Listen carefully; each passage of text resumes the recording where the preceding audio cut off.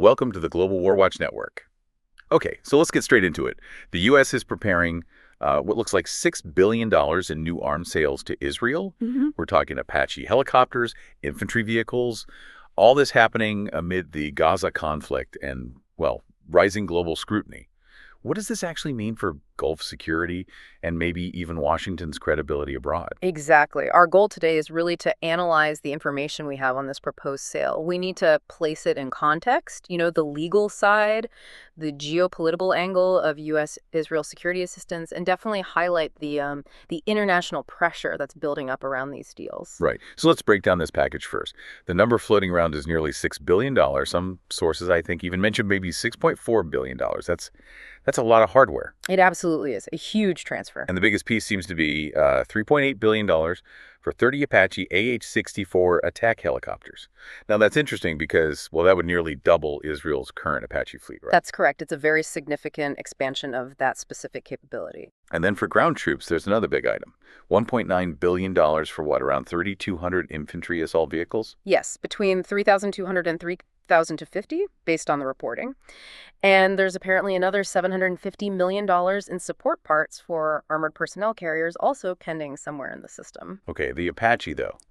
Why, the Apache specifically, for someone listening, why is this helicopter still so central, and why is doubling the number such a big deal right now? Well, it's really about maintaining operational depth and having high-precision strike capability, especially in difficult, complex urban environments like we've seen. The AH-64 Apache, it's just a cornerstone of modern air-to-ground fighting.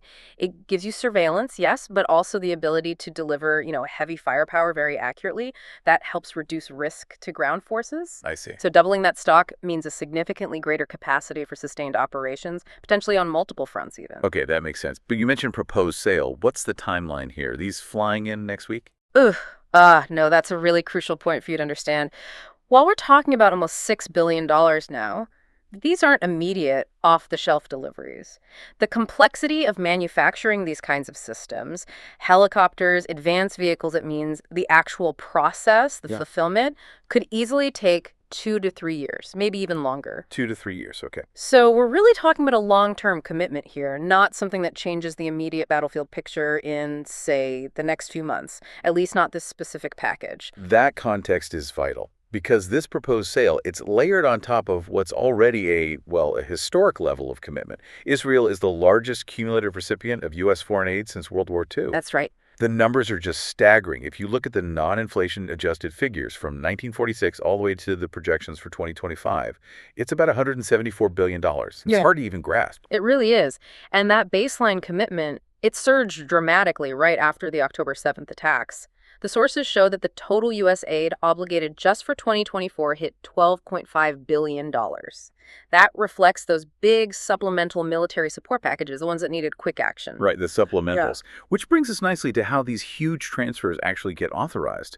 The speed involved seems almost as important as the weapons themselves lately. Exactly. The process is mainly governed by the Arms Export Control Act, the AECA. And Israel has this unique sort of favored status under it. It's one of the NATO +5 countries, think allies like Japan, South Korea. Okay. And this status is basically designed structurally to speed up arms transfers. How so? Well, for almost any other country buying major U.S. defense equipment, Congress gets a formal notification, a foreign military sale or FMS notice, and they have 30 calendar days to review it. Standard procedure. 30 days, okay. For Israel. That review period is cut in half, just 15 calendar days. Wait, 15? Only 15 days. That seems, well, more than just procedural. That sounds like a built-in political advantage, almost designed to shield the sale from serious debate or pushback. That's precisely the implication the sources point to. I mean, is 15 days even enough time for Congress, especially if it's divided, to genuinely build consensus or pass a resolution to block something? It makes it incredibly difficult. That reduced timeline basically cuts the political window for mobilizing opposition in half. It really insulates these transfers from, let's say, routine political challenges. And there's more. The dollar thresholds that even trigger the need for congressional notification are much higher for Israel. $25 million for major equipment compared to just $14 million for most other countries. So fewer sales even hit the radar for formal review. Correct. It takes a much bigger ticket item to kick off that 15-day clock. But here's where it gets even faster, right? The emergency waiver. This current $6 billion deal is proposed, so it goes through that accelerated 15-day review. But we know the administration used emergency waivers before this, didn't they, in late 2023, early 2024? Yes, absolutely. Secretary Blinken, others, they invoked Section 36 emergency provisions in the AECA. That allowed them to bypass the congressional review period entirely for certain sales. And these weren't minor things, were they? We're talking critical munitions. No, not minor at all. Things like 120 millimeter tank rounds, 155 millimeter artillery shells, bulldozers crucial for ground operations, and, significantly, those JDAM guidance kits, Joint Direct Attack Munitions. The JDAM kits, those are the ones that turn regular bombs into precision-guided weapons. Exactly. They convert unguided so-called dumb bombs into GPS-guided smart munitions. Bypassing the review for items like that really underscores the urgency the administration felt to keep Israel supplied with precision weapons during the most intense phases of the recent conflict. So even with this urgency, and I know some Democrats in the Senate tried to block certain sales, what's the actual legal power Congress has here?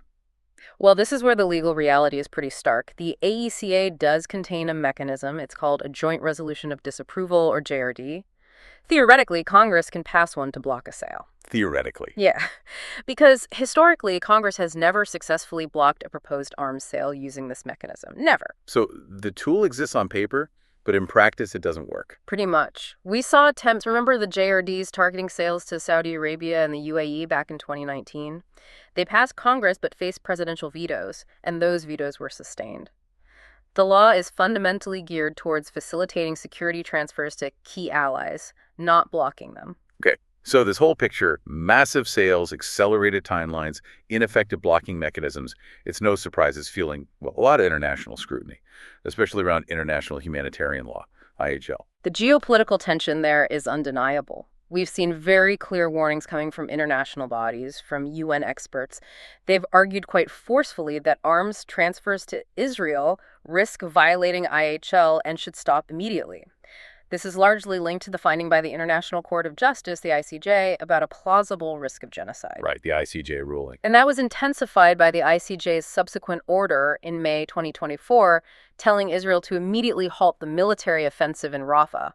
So any continued arms transfers in that specific context immediately opened the door to accusations of complicity under international law. Now, the U.S. has its own internal check for this, doesn't it? That National Security Memorandum 20, NSM 20. It does. NSM 20 requires the administration to get assurances that U.S. defense articles are being used according to IHL and to report on that. And what did that report say? Well, this is where it gets really fascinating, or maybe revealing. The official NSM 20 report, released in May 2024, it actually stated it was reasonable to assess, that's the specific phrasing, that U.S.-made weapons have been used by Israeli forces in ways inconsistent with its IHL obligations. Hold on. The U.S. government's own report says it's reasonable to assess its weapons were likely used inconsistently with IHL. But the administration still found Israel's assurances of compliance credible and reliable.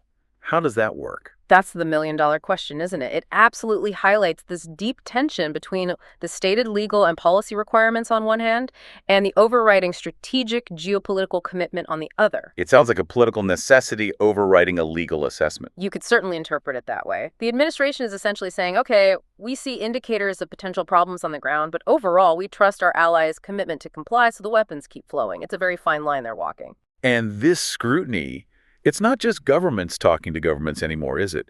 Advocacy groups are getting involved in a different way. That's right. They're taking the fight to the private finance sector now. How so? They're actively looking into European financial institutions, banks, big asset managers, pension funds, and scrutinizing their financial links to the major U.S. arms manufacturers. Boeing, General Dynamics, Lockheed Martin, RTX, the former Raytheon. So they're trying to cut off the money supply. Essentially, yes. They're pressuring these institutions to divest, to stop providing loans or holding shares in companies supplying arms for this conflict, given the IHL concerns. It adds this layer of potential financial complicity to the whole debate. That's a different angle entirely. Targeting the money behind the weapons, not just the weapons themselves. It's a significant shift in tactics. By going after the private financing and investment that underpins the defense industrial base, activists are trying to find leverage that bypasses that politically insulated AECA process we talked about. Okay, let's zoom out a bit. Connect this back to the bigger strategic picture. All this hardware Apaches, we know F-15s and F-35s, are also part of the long-term aid. Mm-hmm. What does it do for the regional balance? This is all tied to that long-standing U.S. policy, right? Ensuring Israel maintains its qualitative military edge, the QME. Yeah, QME is absolutely fundamental to the entire relationship. It's an explicit U.S. policy, goes way back to the Cold War. The core idea is that the U.S. must ensure Israel possesses militarily superior equipment, better technology, better capabilities to offset its smaller size and population compared to potential regional adversaries. And how does that play out in practice? Well, historically, QME meant Israel was often guaranteed first access in the region to the most advanced American military systems. Yeah, Think about the F-15 and F-16 fighter jets decades ago. Israel got them first. I see. So continuing these sales, especially the most sophisticated attack helicopters like the Apache and advanced fighter jets, it directly reinforces that core strategic pledge. It's about maintaining that technological superiority. But there seems to be another interesting development, maybe a hint of a long-term shift. You mentioned Israel's getting all this U.S. aid, but its own Ministry of Defense is also signing big contracts with Israeli companies to produce certain munitions domestically. Yes, this move towards greater self-reliance is a really critical detail to watch. For years, a lot of the U.S. aid money came with stipulations that had to be spent on U.S. equipment and services. Often, it was simply more cost-effective for Israel to buy certain munitions from U.S. suppliers using that aid money. Okay, so what's changing? Well, now the sources suggest a growing prioritization of domestic production for certain things. This points towards perhaps a larger strategic goal, increasing Israel's technological independence and also its supply chain resilience. So they don't want to be caught short waiting for emergency shipments. Exactly. They likely want to avoid being quite so dependent on emergency waivers and immediate foreign supply lines, especially during a prolonged conflict. It looks like a move towards more sovereignty in their own defense production capacity, even while they continue to benefit enormously from U.S. aid and technology transfers. So putting it all together, we've looked at the sheer size of this proposed $6 billion sale, the incredible speed of the approval process, and this heavy layer of international legal warnings surrounding it all. And we know the total U.S. security aid obligated just in 2024 was that huge $12.5 billion figure. Right, a massive surge. And if Israel is genuinely continuing this pivot towards more robust domestic arms production, building on the immense U.S. support it's already received, well, it raises a really interesting question for you, the listener, to think about.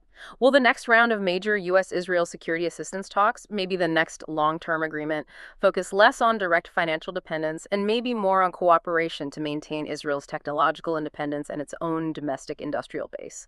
Is that where the relationship is heading? That's definitely something to consider. Food for thought. Well, we need to wrap it up there. We thank you for your time and participation in this examination of the source material today. If you found this information valuable, please do remember to like, share, and subscribe to Global War Watch Network. And we'd love to hear your thoughts. Please share them in the comment section. You can also join us on social media. All the links are right there in the description. Thanks for tuning in.